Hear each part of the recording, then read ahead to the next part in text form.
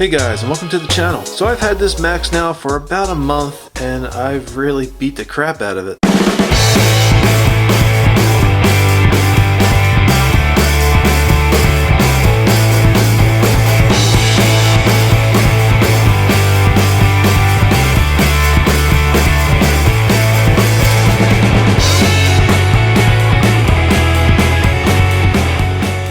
I've bashed it in the backyard, I've took it onto the track, jumped it pretty high, landed on the roof, and this thing basically took it. I don't see any major damage. I don't see any major problems with it after everything it's been through. I have cracked the body up pretty good. I got a few spots, especially in the back here, where everything's starting to bust through. This back bumper is probably the thinnest part of the body, and this just kind of cracked up. Gives me the most problem as I'm trying to snap on the body. It kind of gets in my way. Might even just cut it off. But other than that, really good. The inside braces really help protect the body, keeps it more rigid so it doesn't break on you. On the inside, again, no damage. Everything looks great.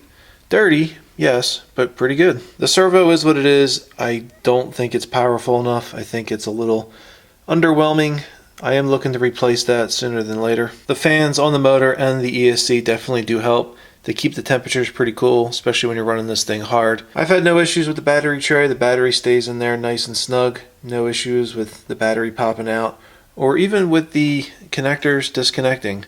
Some hard hits, everything else. These Traxxas plugs are pretty good. The shocks have performed very well. No issues there. No popped off shock caps or anything. These things are nice and beefy, and they are definitely holding up nicely. In the rear, I do have a bit of a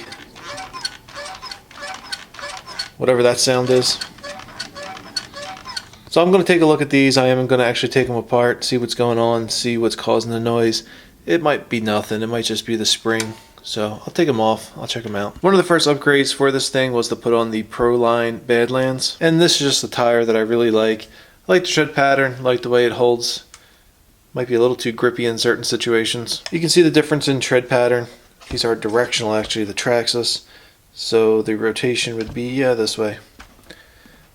And you can see what the difference is between the tread pattern. And I'm holding on to these because I think I would definitely be using these at some point. Now the biggest criticism I have of this Maxx is similar to what other people have said. It just rolls over way too easy. It seems like even at slower speeds, it still wants to lift up and roll. So to correct the problem, I picked up the Wide Arm Kit. This is part number 8995, and this, from what I've seen, will definitely help out the rollover issue. So what I'm going to do is go ahead and get these installed, take a look at the shocks, see what's going on. Alright, so I started off by taking off the wheels and tires. Just note on the Maxx, when you take off the tires, the wheels, make sure you don't lose that little blue insert. This blue insert has a little lip, it fits right into the wheel, and allows for the 8mm nut to go onto. Alright, so in the kit you get the arms, you get the links, you get some replacement springs. What happens is these rear springs get moved to the front, and then you put on these beefier rear springs. The kit doesn't come with instructions, but it does come with a suspension kind of guide here. It just basically says to replace your 30 weight oil with 50 weight oil. I don't have 50 weight oil, so probably just go ahead and use what I have. I think it's 35 weight. And basically this paper is good if you speak English, and it looks like French. If you speak another language, you're out of luck. So for the most part, this is not going to help me whatsoever. I'll just have to do whatever I take off, the reverse process for putting it back on. So I started off with the front. All I did so far was remove the screw from the top of the shock tower and the screw at the bottom. And then I could just simply take my shock off. So although maybe not totally necessary, I did just go ahead and take off the entire front from the chassis. And the reason I did this, because as I was taking off this bottom skid plate, this thing was just super dirty. There was so much clunked up dirt, everything else in there. Just easier to take everything apart. This way I can get a good clean on it and get these arms installed the right way. The bottom arm just comes out, you remove the pins, and the bottom arm just slides out. Just one more kind of screw type screw pin that goes in the front carrier. Okay, so I have one side done. Not too bad. A lot of my screws are dirty. It takes a little time. I got to clean them out. This way I can go ahead and put these on, but everything bolted right up. No issues so far. One thing to make it easier for this back pin, may have been easier to remove this back bumper. I just didn't feel like it. So I didn't remove it, but I think it's only one screw anyway that holds it in. Alright, so I'm not going to install the shock back in yet, but I'm going to move on to the other side and get these arms installed. One thing to note too on this link, the link has two different size pivot balls. The longer side goes on the steering rack, the shorter side actually goes out onto the hub. Alright, so the front arms are installed. This thing is ready to be put back onto the main chassis. One thing I'm noticing right away is the fact that the drive shafts are pushed out now. So this is a little weaker than it used to be and possibly may twist up, break on me a little easier than before. So I'll keep it as is for now. I will see how long it takes for this to break and I'll update in a future video. And I'll probably have to go to the steel CVs. Alright, so now to get all this back onto the chassis, I'm not going to install the shocks just yet, just because I'm going to have to swap springs out, so I'm going to need the rears to take the springs off of those and put them onto the front. Alright, back to work.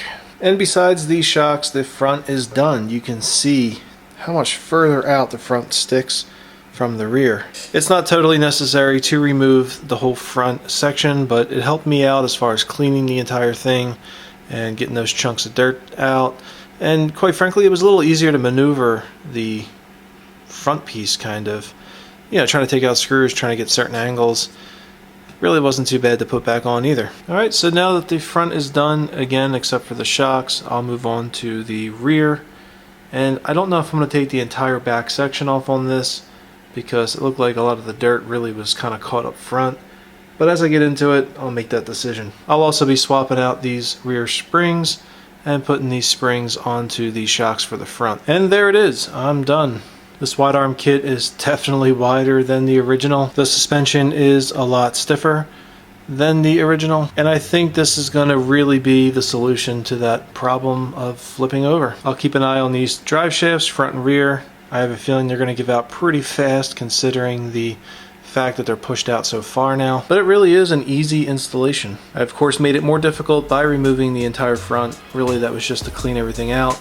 All you need to do is drop off that bottom skid plate, a couple screws from the bumper here, and just go to work on your arms. So I guess the next thing to do would be to take it out and try it out on the track, see what happens.